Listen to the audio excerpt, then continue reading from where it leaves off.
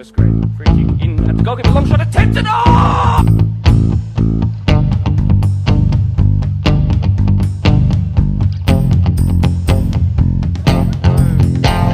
Great kick pass out wide. That is fantastic. That is sensational. And then the winner.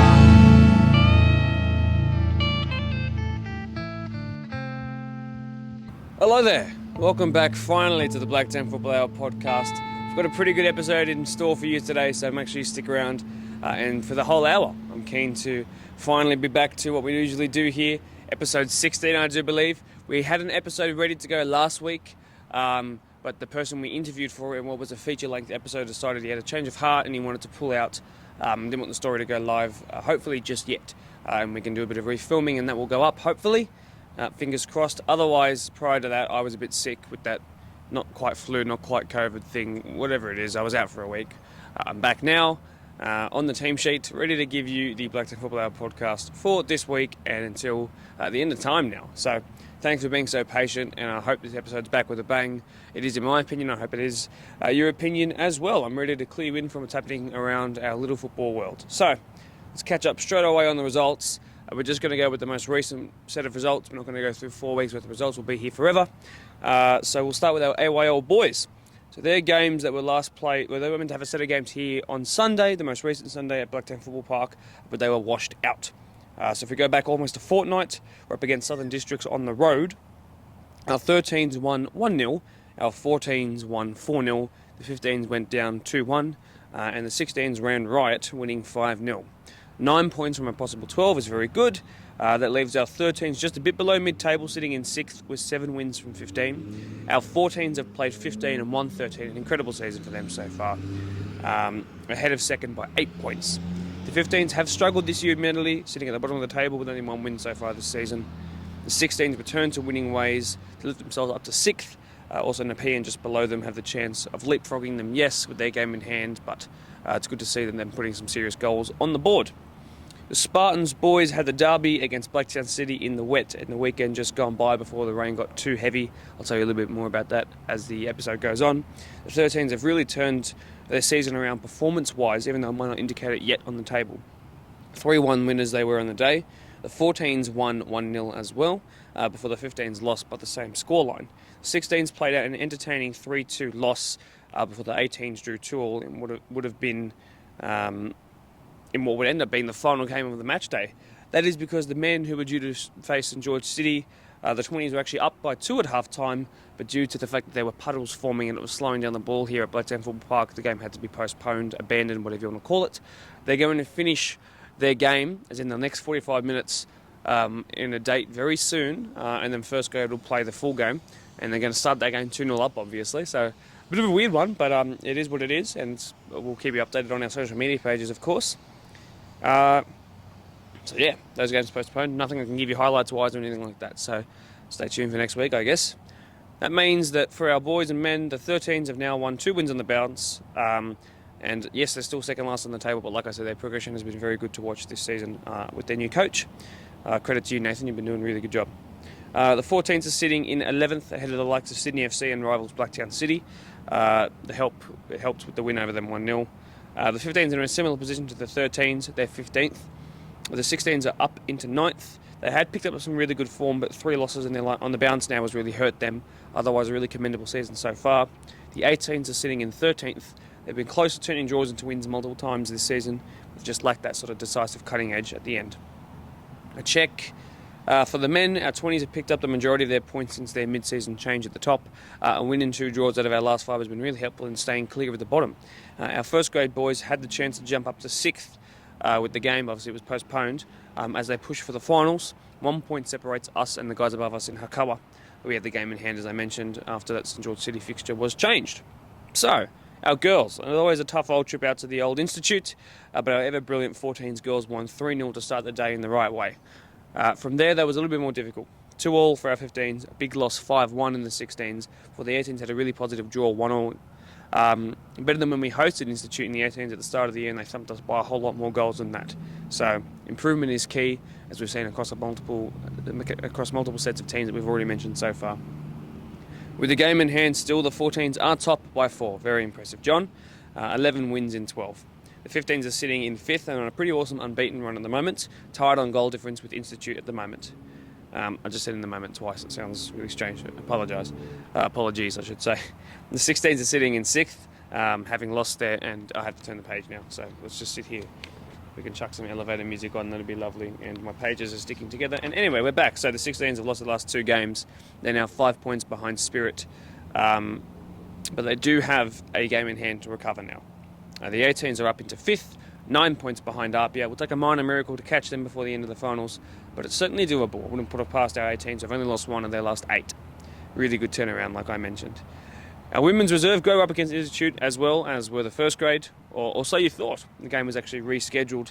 They currently sit in 7th with 4 wins. They currently sit in 7th with 4 wins from 11. First grade lost 3-1, which I'll show you the highlights of courtesy of the MPL TV in a second. It leaves us 6th. Our form's taken a bit of a hit with player absences on international duty in recent weeks, but that was to be expected. I'll show you the highlights now. Institute on the attack. Shot comes in. It's not a bad one. Good ball from Allen. Cross for the shot. Off to the right, but had plenty behind it. Slightly pushed over from the back. Now the 2-5s come together. Plummer. Ball's in the air. Still a fight for it. It's a wonderful shot and save. But Galea has pinched it off Chidiac. In towards the middle. Oh, missed by Crofts. Not a great one, but a nasty bounce for Allen. Not cleared. Shot comes on. Deflected in! Mary Stanek-Floody with the shot off the defender into the corner. Football New South Wales Institute 1, Blacktown Spartans 0. Plummer back to Cesari. Nice ball. Player was unmarked in the middle there. Stanek-Floody again. She's going to go again. Oh, she's done it again. Oh, yes, sir. For those that have made the trek, it's been worth it to see that. Mary Stanek-Floody not just got a first goal, got a second goal in a matter of a minute and a half. Players in the middle for Blacktown. Deflection over the top of the crossbar. Koski. But ball was intercepted. Saveska!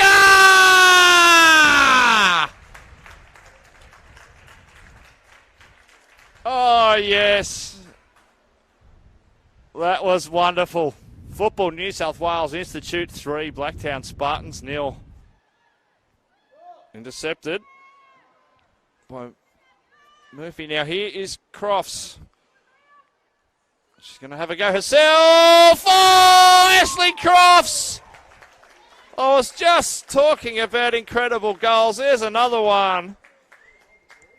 And it's game on here at Valentine Sports Park.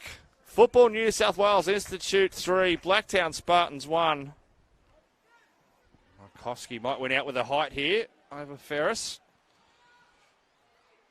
Gets the ball in towards the middle. Bounces awkwardly. Shot. Perfect opportunity for Crofts to make 2. Vitally important game for both teams. Rosie Galea with the shots into the arms of Franco, but just slipped out. Koski back to Flavin. Threads the ball through for Henry. That's a good ball now. Can she get a one-on-one situation? Yes, she can. And good save. And saves the day, does Talia Franco. Murphy. Can they get a touch? They can, but it's out and over the line. It was going to be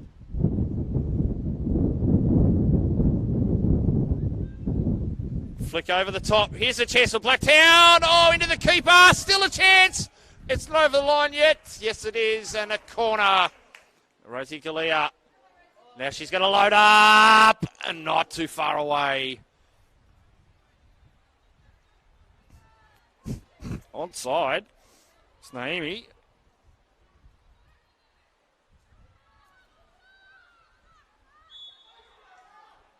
Well, have you seen this before? The referee has called a free kick.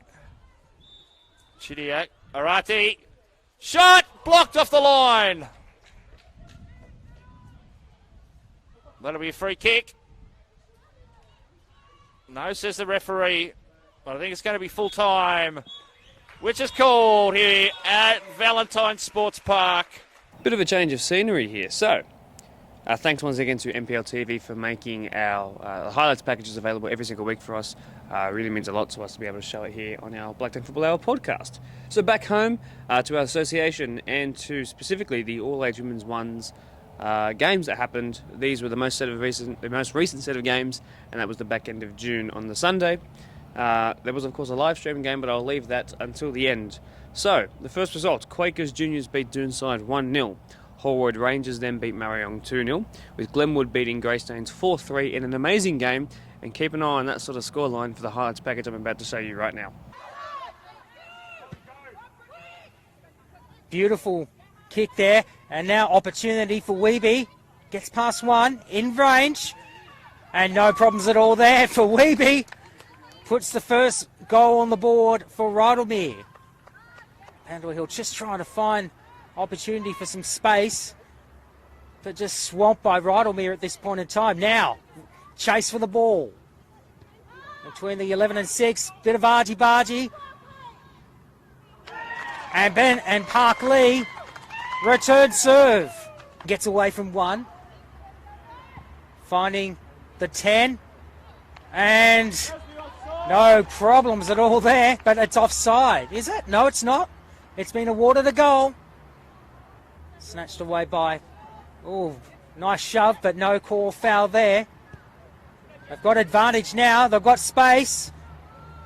Oh, beautiful stuff by Park Lee and Georgia Heckick there.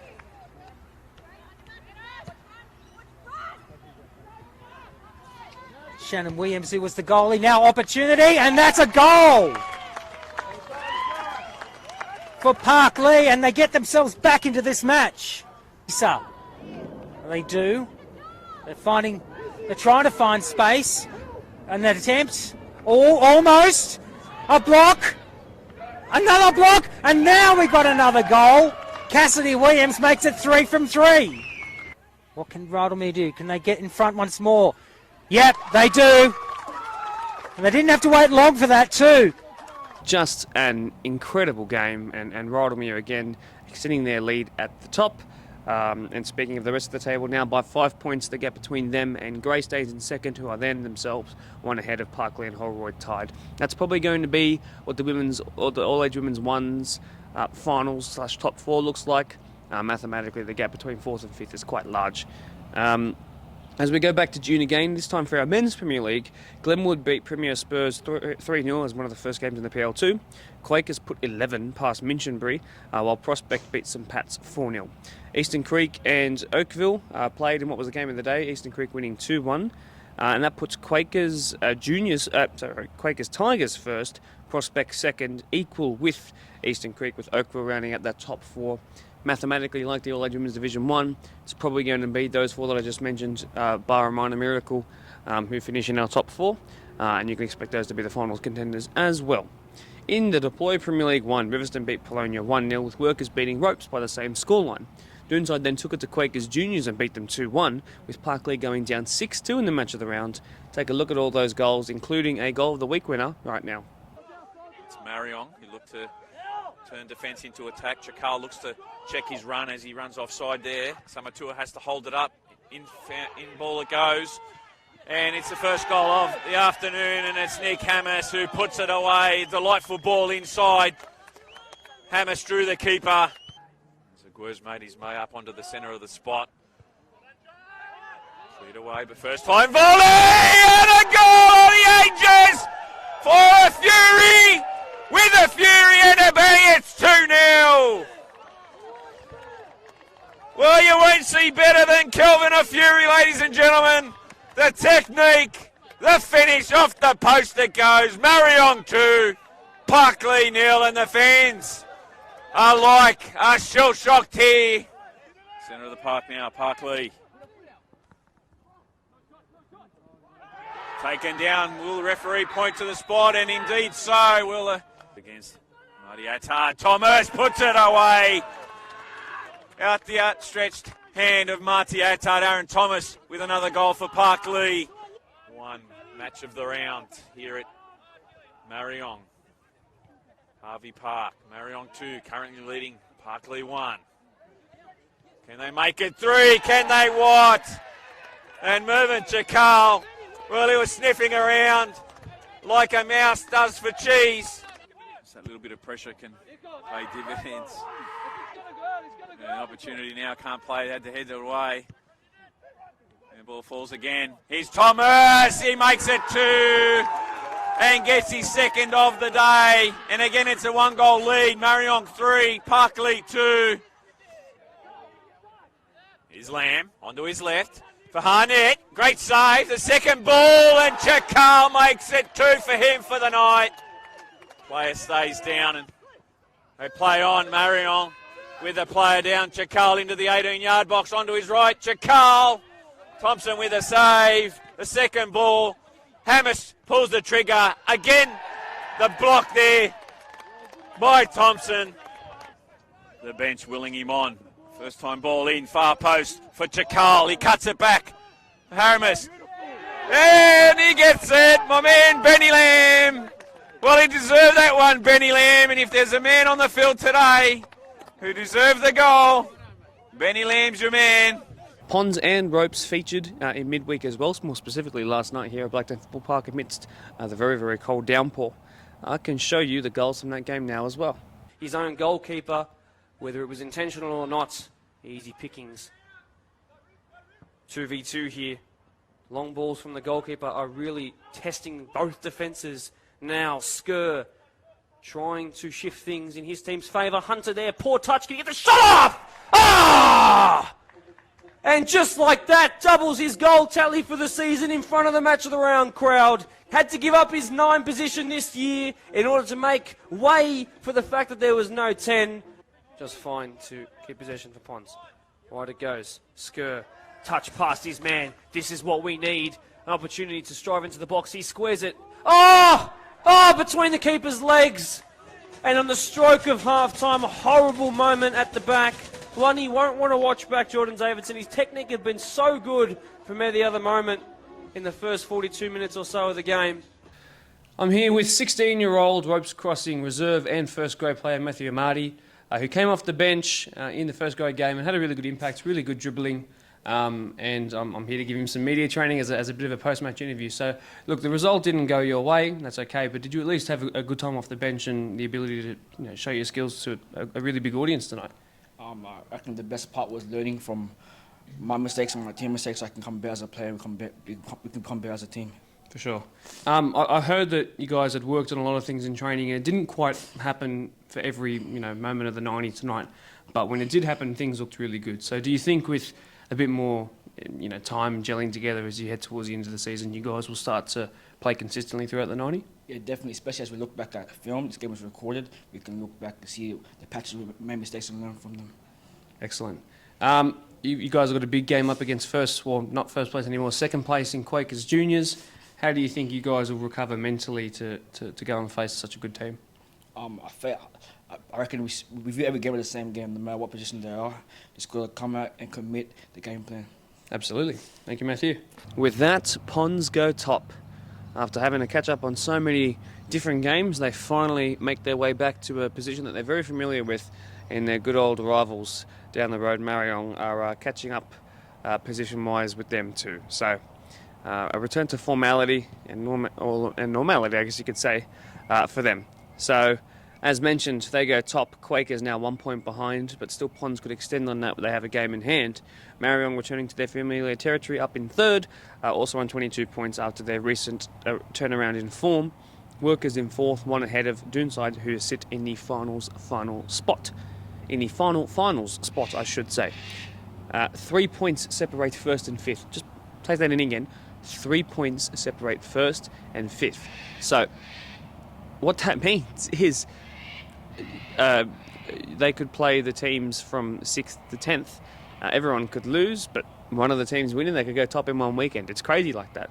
It's a very, very close table, and I'm keen to see how the table finishes up come the end of the season. So, with Ropes having now played the most games in the competition and sitting 7 points adrift of that last elusive finals position, I don't think mathematically it is possible, but again, by another minor miracle, it seems that they're kind of out of contention now.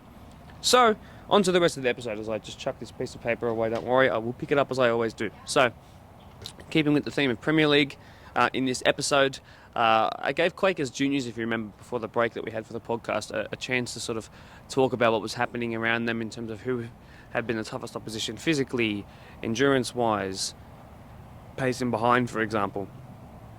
And they spoke really well, but excuse me, but it caused a stir.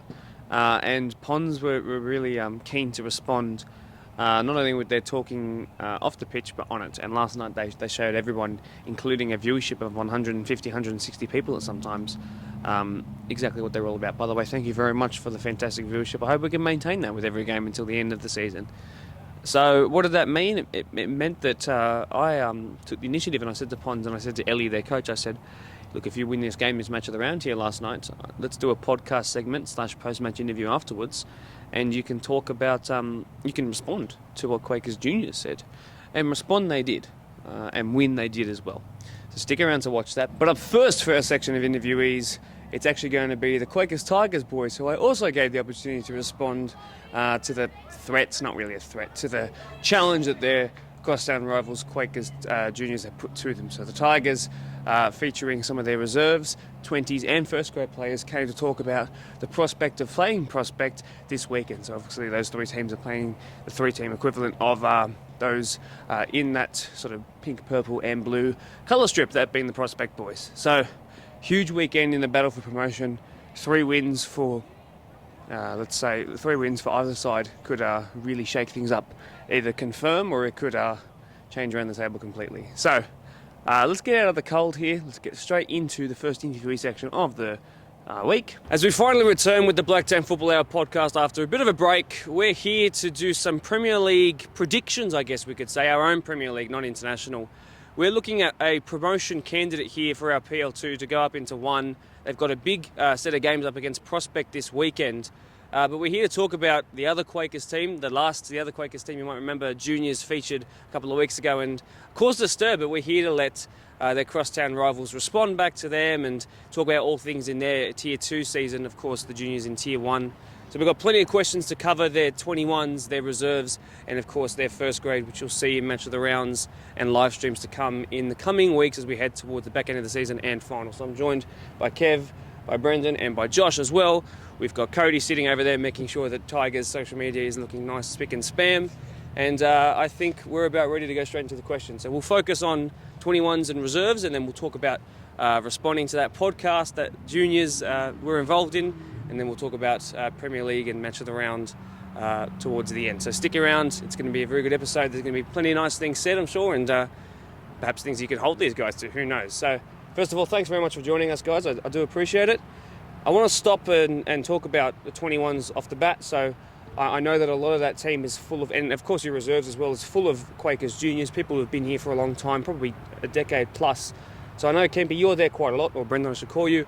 Tell me about that 21 squad. I know you're watching week in, week out. How many of those players have been here for since junior level? Yeah, look, we're probably most of that team, if not 10 or 11, and the rest are all mates from school. So they've been the key focus for Tigers as a club. You know, we try and develop players, and these guys have been with us for years. And I think over the next few years, you'll definitely see a lot of them breaking into the Resies and Prems team. What do you reckon the average age for that squad? And even I'll ask you about reserves, Josh, but what do you reckon for 21s that average age is? You're probably looking at 18 or 19. There's a couple on the older end, but then there's certainly a couple younger. So yeah, they're a mixed bag. You know, not the oldest of teams, but they definitely do play some good football. Yeah, good stuff. Now they've, speaking of good football, they're going to have to bring their A game up against Prospect. Now Prospect, like we said, also promotion, probably favourites at this point, which you'll be fine to admit. But they're looking very good. Now they're 3 points clear and they've got a game in hand on you guys in that 21. So when you play them this weekend, speaking from experience, how do you think you came through that team, for example, so how do you reckon they'll approach this and try and turn things around in the table? Yeah, look, the last time we played him was a close game, 2-1 the Prospect. They scored a very late winner, so they're very very quick and they like to go direct, which I don't think we were fully prepared for last time, but they've definitely improved over the last few weeks, the 20s boys, and I think they're looking strong, and I think they're definitely primed to go and steal these points this week. If you pass this on to Josh, so of course, very recently announced by the Blacktown City Council at an awards ceremony that you guys are being called the Sports Club of the Year. Actually, the official title is Club of the Year, so that includes everything from association netball, I'm sure, to football, to other footballs and, I don't know, squash, who knows. But you guys have been voted as first, and I think it's a really good thing, and the newspaper article covering that was excellent. Josh, tell me, as someone who's sitting in this reserve team, and you're the captain of there, of course, congratulations, by the way, what's it like to play in an environment where you're now being recognised as, it's a really good community? So what's that community like? Give me a bit of an insight into that. Well, it's a huge achievement for the club overall, I think, for not just Prems, Resis and 21s, but the whole club. Everyone should be proud of themselves. The committee members, everyone that helps in the barbecue. Like, the club is a very friendly club overall, and it's good to see. Good to see that we've been recognised for everyone's achievements that they put in. Yeah, for sure. Now, as the captain of the reserve grade, that prospect team who's coming first right now on 40 points, they're looking like one of the best we've seen in a long time at reserve level. So now you have gone down to them a couple of times, and it's going to be very unlikely to catch up to them on the table. But when it comes to finals time, how are you as a captain going to help your side, push for promotion in going after them in these last couple of games? But also when you do come up against them, think past, yes, we've lost them, yes, we've been beaten by them points wise, but how are we going to overcome them? So how are you sort of going to approach that? You've got to give credit to them. Like, they're a very good side, but at the end of the day, we're there to play football, and we're there to take it to them for that full 90 minutes, and we're just going to give it our best and stay positive and just support each other through that period. Times get tough during the game, and you just got to be there for each other. What's that squad chemistry like? Is it a team that are going to encourage each other to do that sort of thing, even if it's against the odds? Yeah, of course. We'll always be there to support each other, and everywhere, just support each other. Yeah. Now I know the answer to this question already, but I'd love to be able to hear it from you guys as well. You guys have a very good culture of sticking around from 21s and reserve to sticking around for your prems to watch what the standard is and where most of those guys will be aiming to play one day. So. Is that something that's going to increase perhaps for you get even more people sticking around and staying for reserves in your game and then the first grade game? Is that something that's strong and is going to go stronger? Yeah, 100%. I feel like it's very crucial to each club, is if you support each other, it's one big unit, and if you're divided, it doesn't help anyone. You look at other clubs, I'm not going to name any, but we're pretty supportive of each other, and I think it's the best way to be. If we pass this on to Kevin, so Kevin, you're the captain of one of the biggest clubs of our 10,000 strong members tally. Yep. And now as you're the captain of the premier team at the club of the year of any association. I think it's a pretty good thing. You're part of setting that standard. You're there for decision makings at higher up levels to an extent, I'm sure. So tell me, let's touch back to club of the year for a sec. What's it like knowing that you guys are being recognised, and how happy are you? I believe it's something the club really deserves. You get down there any night at training, you get down there on game day, there's plenty of smiling faces, there's helpful parents, there's great volunteers, and it's very much a small community in itself. And it really reflects out there on the football park as well. So when you've got a positive committee, positive parents, you're going to get positive football. So it's just great to be a part of, and we really enjoy it. Now, I know that you're on the sideline for a little bit, which we've already covered in a recent Tigers game, so it's not really sort of undisclosed information. It's out there now, so that's all good. Yep. But without their starting six and their captain now is the rest of your team. Now, obviously, the team is good enough to compete in every game as we've seen so far this season. Prospect in second, 2 points behind you. They're equal second with Eastern Creek, who are, again, promotion candidates alongside you guys across all the grades. Yeah, correct, yep. What kind of involvement now, is a bit of a tricky question, but what kind of involvement now do you have as a person who's not partaking in the game? Are you still coming in early? Are you still providing any sort of comfort in the dressing room? We try and get there early to watch the Resis play and be there for first grade. I try and help warm the boys up, and I definitely am happy to get them all in the little huddle and throw out some instructions and what I expect of them, and then I'll pass it over to Taryn to do those final words and final tweaks for the game. Yeah, excellent. So I would imagine that goals haven't changed much from when we spoke at the start of the year. We spoke midway through the year, and then we spoke about a month ago for your win in the match of the round over Eastern Creek. So are those goals still now to actually maintain your 2-point gap, win the game this Saturday, and then... Yeah, the goal remains the same. It's just to keep playing our game, push on, and just to do a job against Prospect this weekend. The boys really have to push hard, work hard this week at training, and we want to get the job done this Saturday for sure. Fantastic. Now, you can feel free to ask any of the boys for a bit of advice on this, but if... Look, you're not favourites now at this point mathematically to go straight up. There is only going to be one promotion spot, almost assuredly.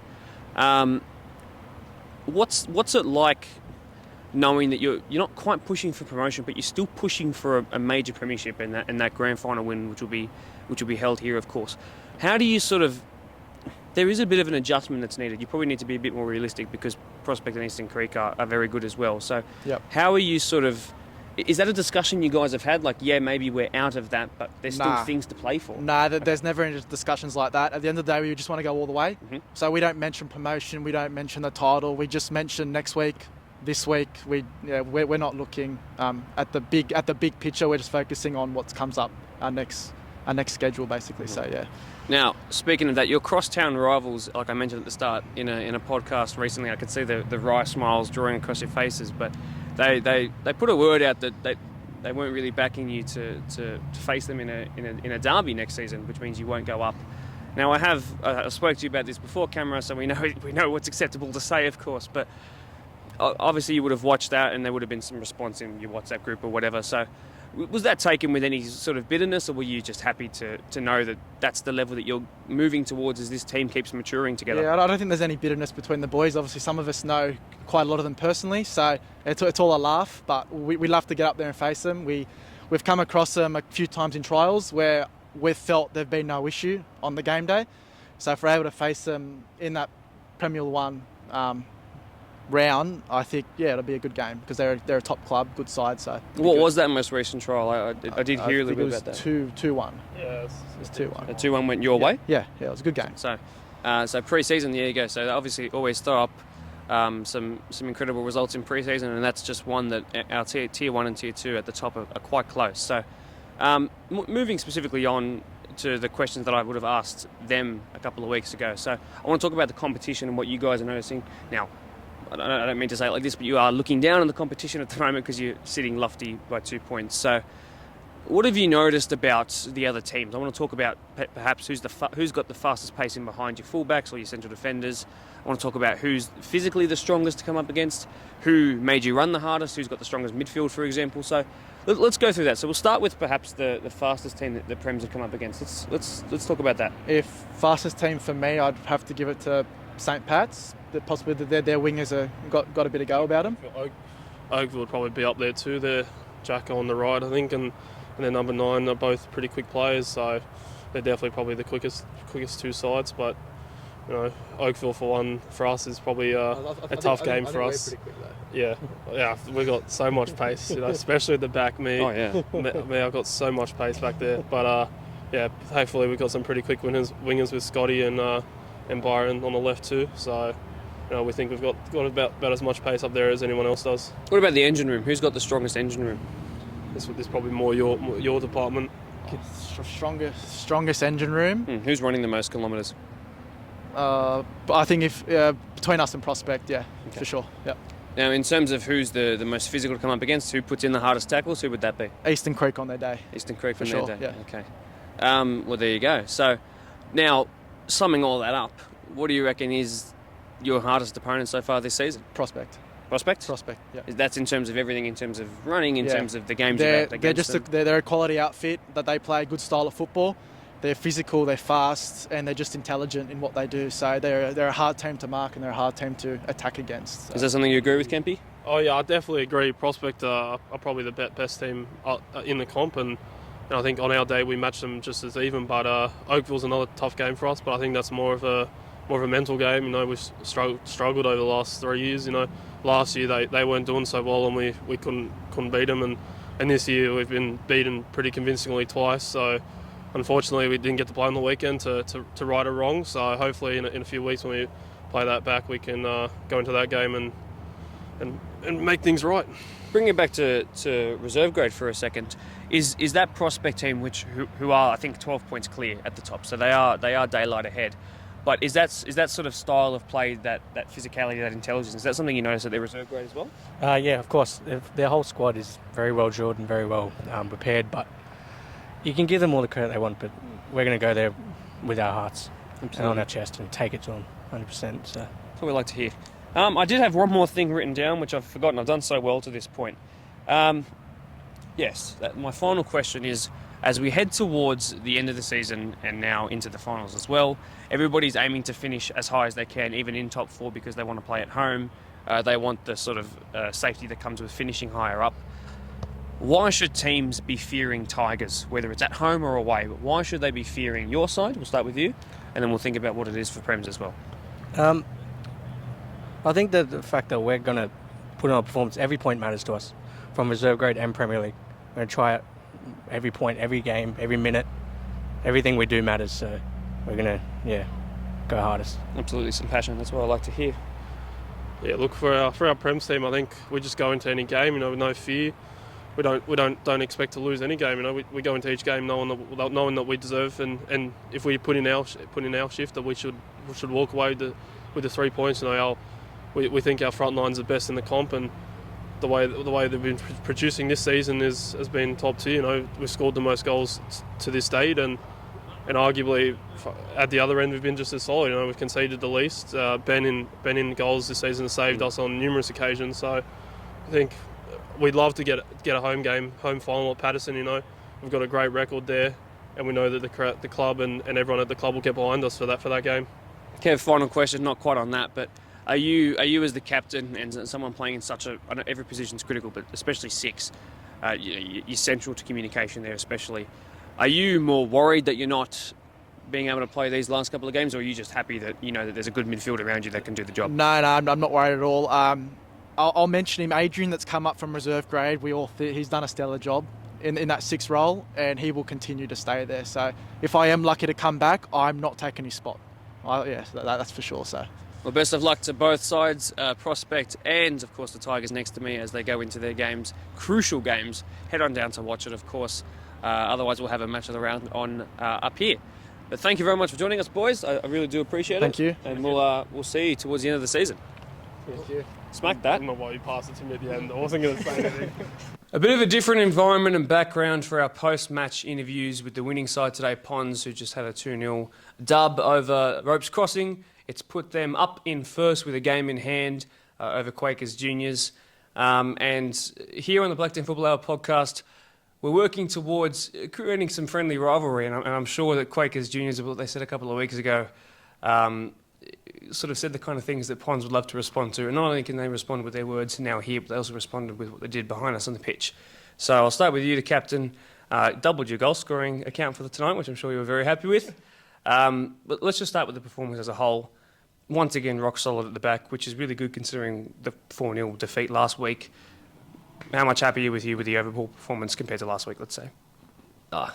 Stoked, you could say. No one likes getting beat 4-0. No excuses though, that was our own doing on the day. And Doonside took their chance as well. So even tonight though, I think Ellie will say we could have played better, put more chances away. But it's what you said, rock solid at the back, which has sort of been the story of the season for us. Yeah. Ellie, I'll get Hunter to pass the microphone to you, but I know you've been away for a little bit, which I'm not sure if that really disrupted how you guys were sort of gaining momentum or anything, but now that you're back here and you're here on the sideline every time, how happy are you to see you guys go top? Yeah, no, I have. We've been working hard all year. I think the boys will go. We have our assistant coach, Wilter, he has a big say in our team and helps out a lot. So I think the boys were still doing well and playing the same that were what I was expecting. I was watching most of the games from overseas anyway, so it was all right. I could be able to send him a message, tell him do this and do that. But I back my players. They don't like when the match day comes. I speak to them at the start and I just tell them what I expect of them and give them what we need to do, what we need to improve.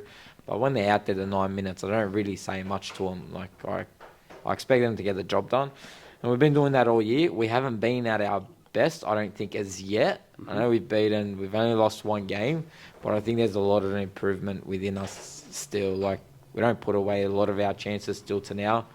But I think it'll come. There's a lot of improvement, and to sit at the top and still have a game in hand is really good for us. With we've still got another gear or two in us, I believe. For sure. Do you reckon you'll be able to hit that second gear in time for Saturday's big derby? Well, we're hoping. What's Saturday this week? Is that Mario? Yeah. Well, we're gonna have to hit because I'm guessing they started a bit disappointing. They've gotten better, but they have come. They come. I still think that us and them are the standout teams in the comp. Still, the last 3-4 years has been between us. So the other teams are starting to catch up, and they can beat you in the day, like what Doonside did to us. They did it 4-0 to us. I think they did it to Marion last year as well before the comp got stopped. So they've got it in them, but as they week in, week out, I think it's still between us and Marion as I speak. Even though Quakers are up there now, there is tied second with them. But I still think that class, that bit of, that bit of experience will count at the end of the year, big time. Speaking of those in green and white, now, as we said at the start of this segment, they put it to you guys to win your games in hand. Now, obviously discounting last week, you've won one of them with still another one to go. Did you have a listen to that and what they said? And obviously, everything's put out here with an intention just to build healthy rivalry, and that's what it is at the end of the day. But did you listen to that, and did it motivate you a little bit, or did you just know that it was all part of it and trying to, I don't know, perhaps mind trick you a little bit? And were you motivated by it, or were you just sort of like, yeah, it is what it is? No, it was, it's nice when another team when teams are talking about you, that mean they're trying to get you and you're at the top. So it's good. I don't mind it. When other teams are talking to us, obviously we're doing something better than them for them to speak about us, because we hardly talk about any other team. So to us, it's about ourselves, what we do. I believe if we continue to keep going and improving the way, I can't see anyone going past us. But it's good. Other teams, when you're up there, without being cocky, I still think Marion are the defending champions because we didn't play last year, so they are the team to get. But we were Mitre Premiers that year and we went undefeated. So we've been up there for a while and stuff like that. So teams are going to look at you. It's normal, and they want to beat you and stuff like that. We played them both times this year, and the first game was, anyone could have won that, to be honest. It was both teams were scrappy. We got a scrappy goal. We went there. But I do this thing the second game. I did hear on that podcast that they thought they played their worst game of the year, but I think it came down to ours tactically, and we know them pretty well now, so we know what we need to do to get the job done. To be honest, the only team that we've played this year that I believe is a really good team and we struggled against was Workers. We got away with a 3 or draw with Truffle. They should have beaten us. So I rate them, but like I said, they're a new team. So as a coaching team, it takes us a while to figure out the players, what we need to do on game day, because we went in there with a fresh team. We didn't even get to watch them on a live stream. So I could have worked on a couple of things, but now we do. But I still really rate them. But like I said, there's about 4 or 5 teams in the comp that can take it out. So we're not trying to be cocky or anything and worry about one team. From a player's perspective, because I saw Lachlan Nixon in the comments section of that podcast post, and he got like 15 replies because of all of you just went and liked his comment. He was basically just like, haven't we beaten these guys twice this year? So you've beaten them twice, and now you've gone top of the table. So from Ellie's perspective, it didn't bother him too much. But do you think it low key, what was said has sort of, like I said before, motivated you just a little bit? Yeah, it puts fire in the belly for sure. And obviously every player is different. Every individual's different. Lockie Nixon, he's a fan favourite, I reckon, or club favourite. All the clubs in Blacktown love him. Probably not for the best reasons, but he's just a good player. He's fun to play with, and yeah, he loves the hype. But a lot of the boys get around it, like even Jackson Fenning. He loves Quakers sort of style. He loves that they turn up in numbers. Their committee gets behind them. They get a lot of just people from the club behind them. So Yeah, I know everyone's different. I was talking to Scotty Jackson before game as well, and tonight, and he said we spoke about the ladder and how close it is. It's crazy and Ellie mentioned it there's 5 teams in the running, and Scotty Jackson said he's in all the years he's played in Blacktown, he can't remember it being this close between so many teams. So it's just it's fun. It's fun being at the top, I guess, and you talk your talk when you're at the top, and Quakers, they got to do that. We'll do that, but not to a certain extent. As Ellie said, there's we got games to play still, we got a job to do. You can talk your talk, and just you got to go out there and prove it as well. And Quakers did that. Credit to them. The boys are just a bit fired up that we beat them twice, and I think they wanted a little bit of credit, and this is the credit we get now, I guess. Yeah, for sure. I think it's what you said about the closeness of the competition. I think workers have changed around half their team, and it worked really well. Ropes picked up from Deadwood and they were to being competitive this year, even though the last 5 games have really been rough for them. Obviously, you and Marion stayed quite high. Doonside to keep progressing because they're quite young, and then of course new kids on the block really to the top level was Quakers. So perhaps a little bit of excitement went to them, and they spoke a little too soon, but of course, I think the major thing for them, yes, they said they wanted 2 trophies, but in the end, I think the main one is the major. So that's what everyone will be vouching for at the end, and those are one-off games where it can go anyway, as you would know. The best example of that being undefeated and then having, unfortunately, lost that final. Sorry for the touchy subject. Speaking of last week, just because I want to go back to that, how on earth do Ponds go conceding, at the time, 7 goals in 7 games, which is whatever it was. It was on one game or it was less than it. And then Doonside just flipped it on its head. What happened?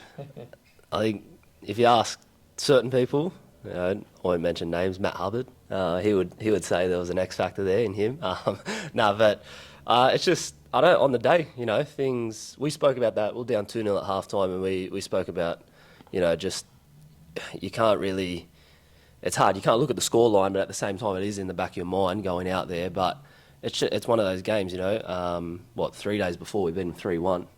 It's just, that's football, I guess. At times, no excuses. They took their chances on the day, and we didn't, I guess. So, credit to Doonside, and that's the reason why they're in the top 5.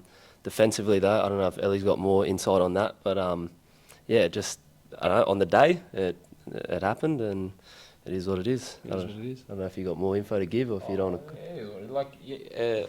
When the boys walked off, I wasn't too disappointed in the thing, because 2 handballs within a minute, blank range, and most referees wouldn't give them. They would just, you can't move. So we thought we were very hard done by. But like I said, they had the ball. We gave them the opportunity, and they're winning the midfield battle. So they're going to get them chances when you put yourself in that. So I tried to tell the boys, that happens. I don't mind it, but where they are losing in the middle. So what's going to happen? They're going to get the luck because it's in their half. So that did happen, and good on them. I got a lot of respect for them. They've come. They've had to rebuild. Glenn's done a really good job there, and that team's really improving. And I think they beat Quakers the week after as well, 2-1. So they're pulling out really good results. That's the thing. It's just consistency, and that's what I always say, where us and Marion go up there. I know Marion did start slow, but it's just consistent. It's been able to perform every week, and we might not be scoring what Quakers are scoring every week, but we don't concede. That's what it is. We get the job done. Experience is there. We know what to do. I think that's where it separates. But like I said, we're at the top now, but that means nothing for us. We want that trophy at the end of the year. I don't care if we finish 5th. First is very important because we get to go to champions, and we haven't had that with COVID for the last 2-3 years. So we did finish Mitre Premiers the last time the comp, but there was no because of COVID. So that's a big driving factor because we haven't got that. Got Mitre Premier, we won the comp. So I would love to do both of them this year, and hopefully, but like I said, a long way to go. We don't want to... For sure. I think if there's... Now you're looking down on the rest of the competition. You mentioned how Workers gave you the hardest run so far. And obviously Marion will always be a tough game because of the nature of that the We Swap Players derby. But it's I think it's good that you guys can be real enough to identify that you guys have been so successful in the last half decade, but there are some good teams around you. and that your focus is on the very last game of the season and not what's happening now. So it's a bit of a different approach to each game and each week, and hindsight's obviously a wonderful thing, but you guys are looking really good, and it was a fantastic performance that they had here tonight. And it wasn't even their best. It was fantastic in the sense that they can play their best and come away with a clean sheet and really unchallenged from, I think, probably I don't think there was a shot on target besides one free kick or two free kicks into Aiden's hands that after the first 15 seconds. So you guys were virtually unchallenged in that sense. Any messages to the teams around you as to now that you're at the top, or do you simply just want to keep it to we're here and we'll just keep doing our talking on the pitch? Yeah, that's basically it. We're here. We're doing what we've got a lot of improvement left in us. Like I say, we try to focus on ourselves first, because when we start focusing about other teams, you're not gonna get anywhere. You're gonna fall into their traps. You're jumping 2 steps ahead when it's week by week. Not only that, we still have a lot of players to bring into that team. We got Tom was in there today. Matty just came back after 4 or 5 weeks out. The competition's bright. There's 18, 19 players that should be playing in that 11. So I think next week I'll have that full capability. Playing on Wednesday today, we did have a couple of changes. Andy couldn't play, Tom couldn't play. So it's becoming like your bench, 5 players on that bench, all should be starting, which is amazing for me. But it's going to be tough on these guys because he doesn't keep scoring. He's going to be sitting next to me. I think that's pretty much. I know you guys don't want to say anything, but I think in saying that you haven't hit your best and you've got rotation and starters that are sitting on the bench and are happy to come on and do a job as they did today, that's pretty cold. I'm not going to lie. That's pretty good. But I'm pretty sure Quakers have that, Marion has that, Workers have that. Every team's going to believe in themselves and think that have that, but it all comes down to the pitch, performing at the end and getting that result. That's all it comes down to. Sure. And we'll see that as we head closer and closer towards finals with each passing week. Boys, thanks very much for coming on here at the end. I think it's like 11 o'clock at night, so we'll see you guys in one of the later semi-final games. Curious wins, eh? Hopefully. Thanks for having us. See you later. Well, we asked them to do their talking on the pitch, and that just proved that they can do the talking off of it too. So, fantastically well said by very experienced and aware of, certainly a team aware of their surroundings, are the boys. Sorry, I just watched someone fall down the stairs next to me. He's okay, I promise. He had a little trip. Anyway, back to the point. So Pond's really clearly a lot of experience in being at the top level and battling for championships and battling for major premierships as well. So really well spoken. The Tigers boys as well, probably not the favourites to go up this season, but certainly ones who have dug in and believed in the project that youth and progressing together as a unit each year and trusting each other is the way to go, and it's a way that you can go, and it's a way that they're proving can be done. So an improvement on last year, an improvement into this year, and we'll see what happens next year for them. No goal of the week, of course, this week, due to the fact that there was a lot of cancelled games, but please feel free to sending them in to goal@bdsfa.com, or just send them to me, beanie@bdsfa.com, I don't mind. But otherwise, until then, I think we can cue the outro music right now. Thanks again for the incredible viewership we had on our Premier League live stream last night, and until I see you next week, goodbye.